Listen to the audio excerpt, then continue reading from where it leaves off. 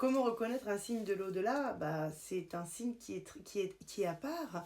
Par exemple, un papillon qui va venir, un très très beau papillon qui va venir près de vous, un animal.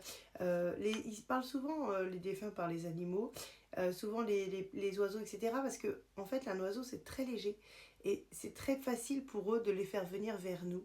Donc, du coup, l'animal en soi, léger, va leur permettre de pouvoir venir vers nous.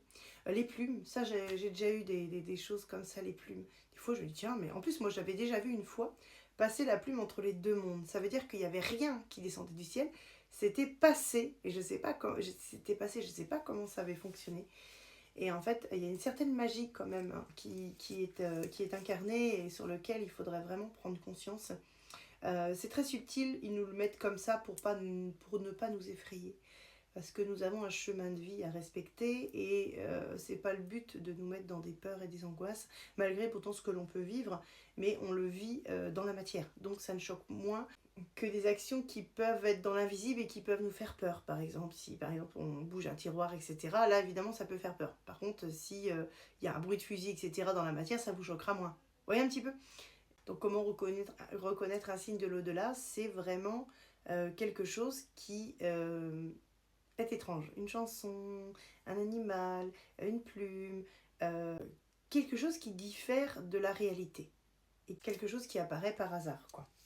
Les synchronicités ont-elles une signification? Oui, je pense, oui, oui, pour moi, c'est les synchronicités, c'est en fait quand on a.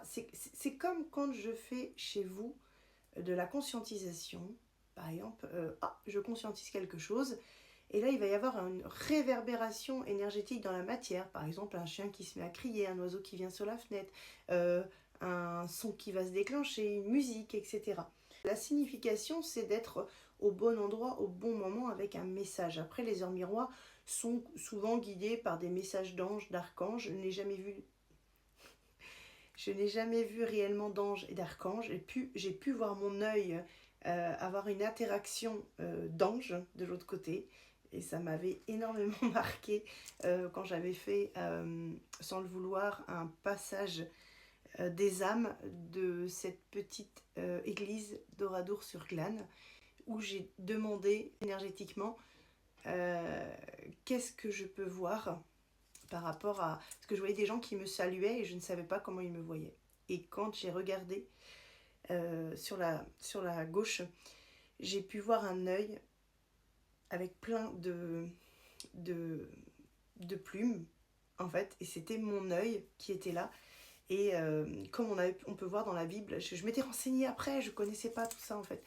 Et en fait, dans la Bible, disait qu'il pouvait y avoir cet œil qui permettait justement, et la clairvoyance d'ailleurs, hein, l'œil, la clairvoyance, tout est connecté à l'œil. Et les yeux sont le miroir de l'âme, évidemment. Donc tout ce qui était connecté à ça, et j'avais cet œil qui bougeait, et les gens disaient merci. Et j'étais dans une église, mais il n'y avait pas de fond, c'était des nuages. C'est-à-dire qu'il y avait un fond, mais quand on sortait de l'église, c'était des nuages. Et ils passaient, ils me saluaient, il y avait beaucoup de gens, il y avait des enfants, il y avait des personnes anciennes, etc. Donc c'était un grand drame au Radour-sur-Glane. Et moi je ne connaissais pas. C'était la première fois que je me connectais à cette histoire et que ça m'avait énormément marqué. J'ai vécu quand même des choses sur le plan énergétique, énormément de choses, beaucoup plus que sur le plan terrestre. J'aime beaucoup le plan énergétique parce que c'est tellement plus facile à gérer, tellement plus d'amour, tellement plus de bien-être. Ça n'a rien à voir avec la terre physique.